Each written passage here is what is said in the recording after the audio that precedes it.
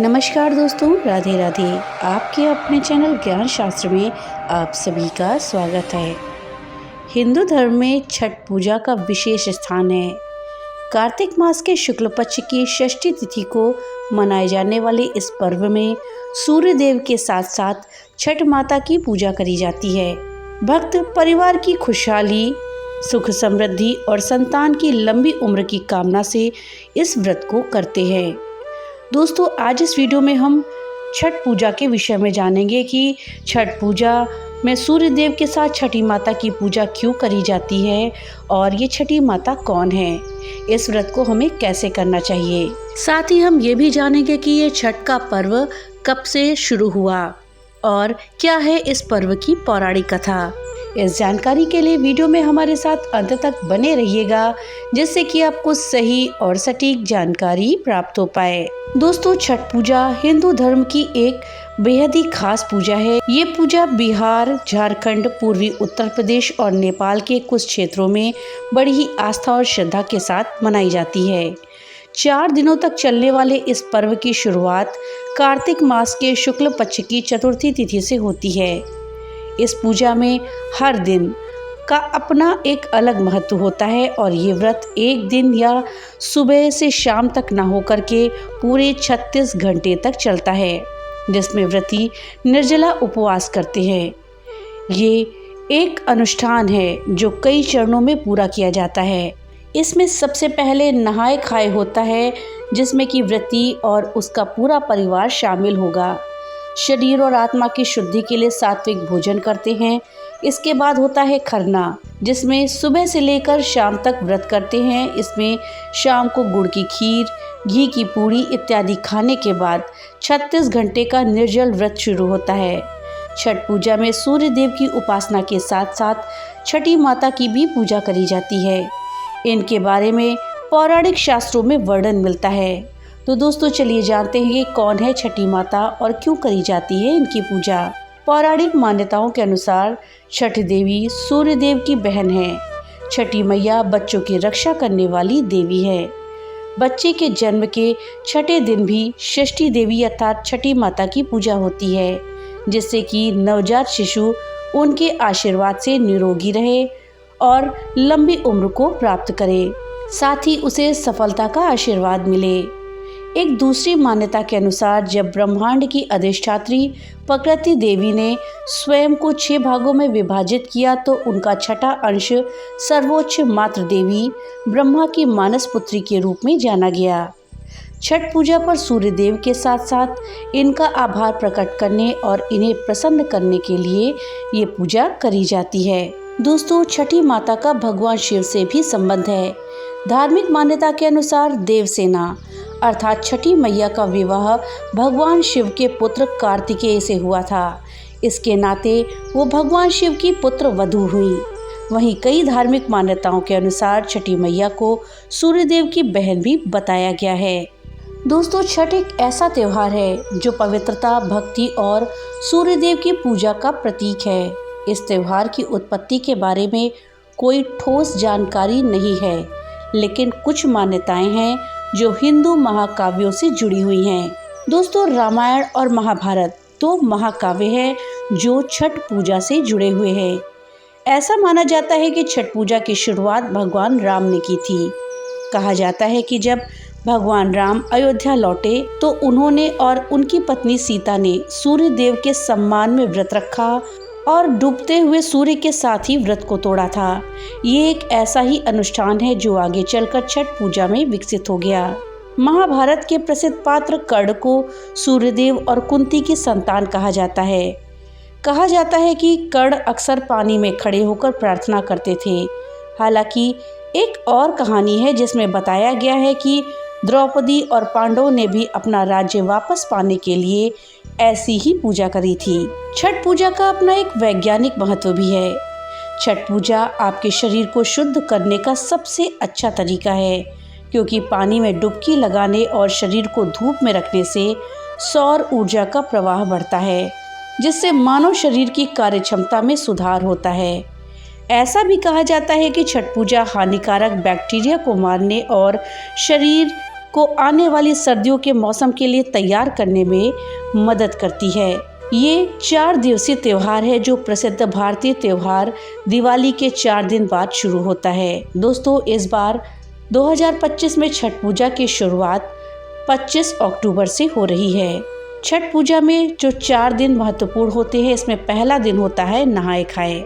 इस दिन श्रद्धालु कोसी, गंगा और कर्णाली नदियों में डुबकी लगाते हैं और फिर पवित्र स्नान के बाद प्रसाद तैयार करने के लिए पवित्र जल घर ले जाते हैं।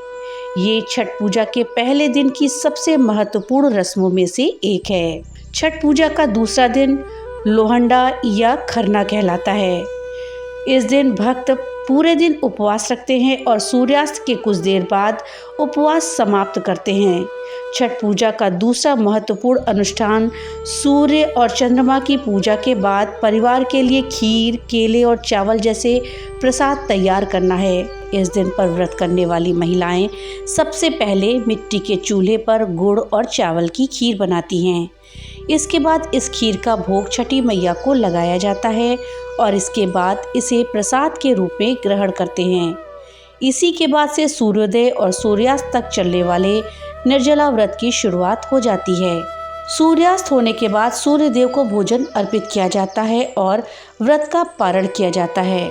खरना में व्रती को स्वच्छता और पवित्रता का विशेष ध्यान रखना पड़ता है, वरना व्रत खंडित हो सकता है। खरना को लेकर के मान्यता है कि इससे छठी मैया साधक के घर में प्रवेश करती हैं। इसमें शाम के समय मिट्टी के चूल्हे पर पारंपरिक भोजन जैसे कि साटी के चावल, गुड़ और दूध की खीर बनती है। सबसे पहले भोग छठ माता को लगता है और इसके बाद व्रती द्वारा ग्रहण किया जाता है और इसके बाद से ही 36 घंटे का निर्जला उपवास शुरू हो जाता है। इस साल 2025 में खरना पूजा 26 अक्टूबर को होगी। छठ पूजा का तीसरा दिन संध्या अर्घ अर्थात शाम का अर्घ्य का होता है। इस दिन भी निर्जला व्रत होता है और पूरे दिन पूजा का प्रसाद तैयार किया जाता है। बाद में प्रसाद को एक बांस की थाली में रखते हैं। इस अर्घ्य में ठेकुआ, नारियल, केला और अन्य मौसमी फल शामिल होते हैं। तीसरे दिन संध्या की रस्में किसी नदी, तालाब या फिर किसी स्वच्छ जलाशय के किनारे संपन्न होती हैं। सभी भक्त डूबते हुए सूर्य को अर्घ्य देते हैं।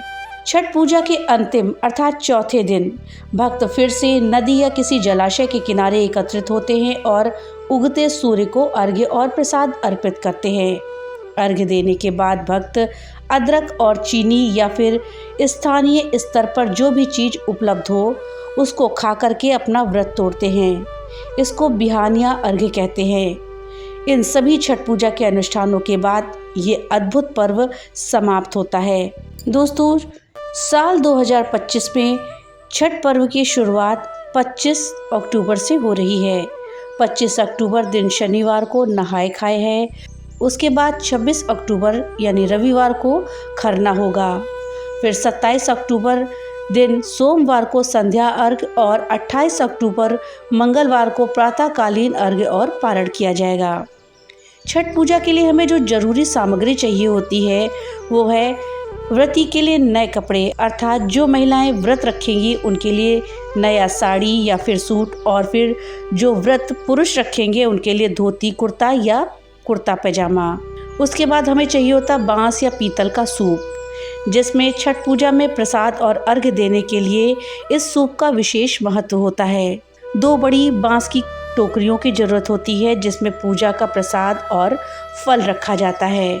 इसके बाद 5 गन्ने जिनके पत्ते लगे हों, अदरक का हरा पौधा, मूली, हल्दी, पानी वाला नारियल, केला, शरीफा, नाशपाती और मीठा नींबू ये फल चाहिए होते हैं।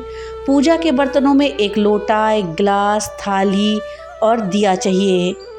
पूजा सामग्री में चावल, रोली, कुमकुम, सिंदूर, धूप, कपूर, अगरबत्ती और चंदन चाहिए होता है। और इसके अलावा पान, सुपारी, शहद, शकरकंद, सुथनी और मिठाइयाँ आपको चाहिए होती हैं। और जो आप भोग बनाते हैं उसमें आपको गेहूं का आटा, गुड़ या चीनी जिनसे कि ठेकुआ और कसार बनाया जाता है वो आपको चाहिए होता है। दोस्तों, अब आइए हम छठ पर्व से जुड़ी हुई कथा के विषय में जानते हैं। एक राजा था जिसका नाम प्रियव्रत था, जिनके कोई संतान नहीं थी। इसके बाद महर्षि कश्यप ने पुत्रेष्टि यज्ञ कराकर उनकी पत्नी मालिनी को यज्ञाहुति के लिए बनाई गई खीर दी। इस यज्ञ का प्रभाव से उन्हें संतान की प्राप्ति तो हुई, लेकिन वो मरी हुई थी। राजा प्रियव्रत बच्चे के वियोग में प्राण त्यागने लगे। उस वक्त ही वहाँ देवसेना प्रकट हुई और कहा कि हे राजन, आप मेरी पूजा करें और बाकी लोगों को भी मेरी पूजा के लिए प्रेरित करें। संतान की इच्छा रखकर राजा ने देवी षष्ठी का व्रत किया, जिसके प्रभाव से उन्हें संतान की प्राप्ति हुई। तब से संतान की कामना के लिए भी छठ पूजा की जाने लगी। छठ पर्व को लेकर एक और कथा प्रचलित है कि जब पांडव अपना सारा राजपाट हार गए थे, तब भगवान कृष्ण ने द्रौपदी को छठ व्रत करने को कहा।